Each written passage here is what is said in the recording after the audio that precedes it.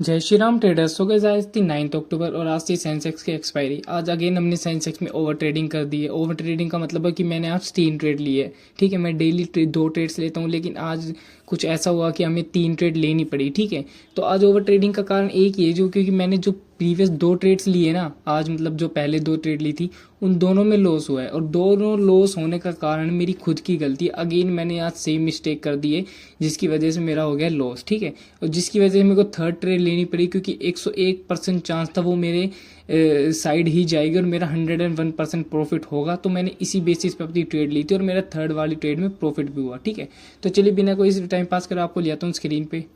So guys, ये chart है Sensex का 5 मिनट के टाइम फ्रेम पे। ठीक है, तो आज मार्केट ने क्या किया मैं आपको दिखाता हूँ। देखो, मार्केट ने थोड़ा सा गैप अप ओपनिंग दी। ठीक है, यहाँ पे मार्केट क्लोज ओपन हुआ। ओपन होती मार्केट ने थोड़ा सा सेलिंग दिखाई। ठीक है, सेलिंग दिखाने के बाद मेरा कोई प्लान था नहीं अभी तक कॉल साइड ट्रेड लेने का। ठीक है, तो मैं थोड़ा वेट करा। ठीक है, मार्केट फिर दोबारा से ऊपर गई। फिर ये हमारा एक रेजिस्टेंस आप देख रहे हो, ये कि मार्केट यहाँ से भी देखो इसको रीटेस्ट करके नीचे आई थी, यहाँ पे भी मार्केट ने रीटेस्ट करा था। ठीक है, तो मैंने थोड़ा सा वेट किया मार्केट का नीचे आने का। ठीक है, जैसे ही मार्केट ने यहाँ से रिवर्स करना शुरू करा ना, तो मैंने कॉल साइड एंट्री बनाई थी इस कैंडल पे 1 मिनट के टाइम फ्रेम के हिसाब से। ठीक है, अब मैं ये भी बता दूँ तो 1 मिनट के टाइम फ्रेम के हिसाब से कैसे मैंने ट्रेड बनाई थी अपनी। ये देखो, ये मेरा व्यू था। ये क्योंकि ये तो तब था नहीं, तो मेरा ये व्यू था कि मार्केट इसके ऊपर जाएगी ना तो मैं ट्रेड प्लान करूंगा। तो जैसे ही मार्केट ने यहाँ से रिजेक्शन लेना शुरू करना कॉल साइड का, तो पता नहीं मेरे मन में क्या है, मैंने यहीं पे अपनी एंट्री बना ली। मतलब बिना कोई मतलब मेरा प्रॉपर अभी एंट्री बनी थी, मैंने अगेन दोबारा अपनी एंट्री बना ली। कल जैसे मैंने गलती करी थी आज सेम मैंने वही गलती कर दी। तो यहाँ पे मेरी एंट्री बनाते देखो ये रिवर्स हो गया, नीचे चला गया मार्केट पूरा। ठीक है, तो यहाँ पे मेरा हो गया लॉस।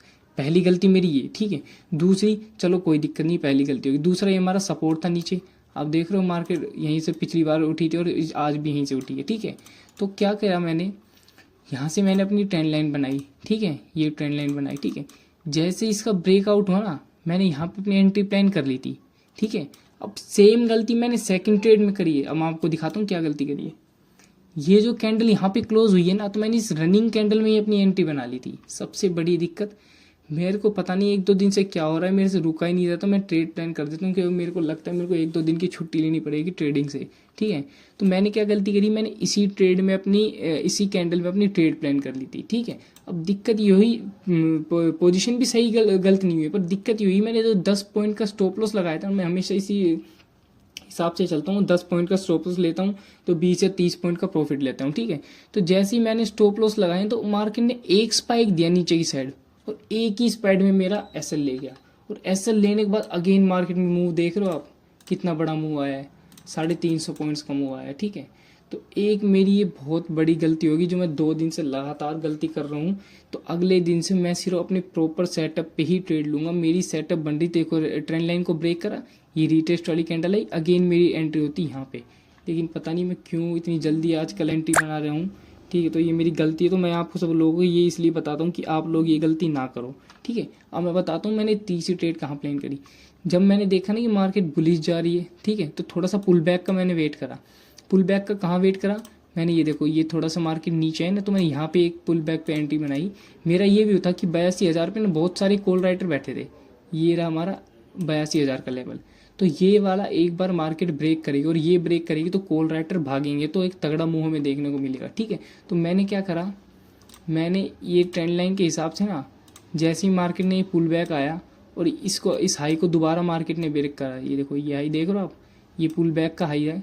जैसे इस हाई को ब्रेक करा मैंने इसी कैंडल पर एंट्री बना ली थी और ये मेरी एकदम परफेक्ट एंट्री थी।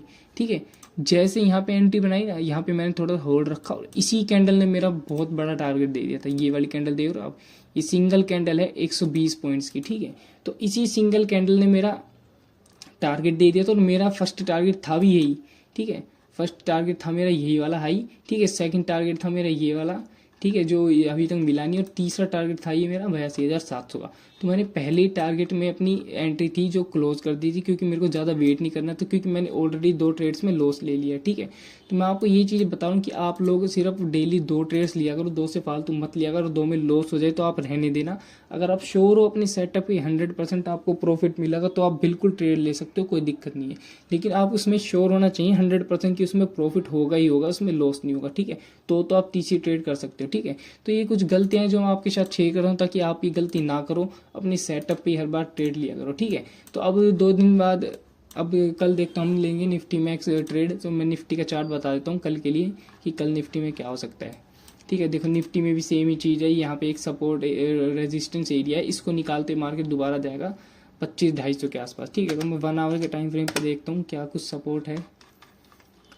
ये देखो, मार्केट अगर एक बार इस लेवल को निकाल देगा ना, कौन सा लेवल है ये, 25,220 के आसपास का, इसको निकालते ही सीधा टारगेट मिलेगा अपन को 25,250। 25,250 के बाद सीधा टारगेट मिलेगा अपन को 25,350 का। ठीक है, तो अब 5 मिनट के टाइम फ्रेम पे देख लेते हैं कि क्या कुछ हो सकता है। फिलहाल के लिए देखो ये सपोर्ट है हमारा। ठीक है, मार्केट अगर मान लो गैप अप खुल जाए, मान लो गैप अप खुल गई कितने के ऊपर, 25,250 के ऊपर ही खुल जाए तो कोई दिक्कत नहीं। सबसे बढ़िया आप थोड़ा सा पुल बैक का वेट करना, मार्केट थोड़ा सा नीचे आएगी, प्रीवियस डे का हाई है, फिर उससे भी प्रीवियस डे का हाई है। यहाँ पे अगर टाइम पास करे तो एक कॉल साइड तगड़ा मुंह में देखने को मिलेगा। ठीक है, अगर बाई चांस मार्केट यहीं फ्लैट ओपन हो जाए तो आप इस सपोर्ट का ध्यान रखना, ये एक छोटा सा सपोर्ट है। अगर यहीं कहीं फ्लैट ओपन हो जाए तो थोड़ा सा नीचे आएगी मार्केट, उसके बाद अगर इस रेंज को ब्रेक करेगी ना, कौन सी रेंज को, इस रेंज को ब्रेक करते फिर आगे का कोई रेजिस्टेंस ये मानेगी नहीं, मार्केट बहुत तगड़ा हाई बनाएगी। ठीक है, हाई तो नहीं मतलब डे हाई तक बना देगी। अगर मार्केट गैप डाउन ओपन हो जाता है, आपकी इसकी कंडीशन और बता दें, गैप डाउन सबसे बढ़िया रहता है। ठीक है, अगर मार्केट गैप डाउन होगा कितना, अगर मान लो इस रेजिस्टेंस सपोर्ट के भी नीचे गैप डाउन हो गया तो सबसे तगड़ा सपोर्ट है हमारा ये 25,000 का।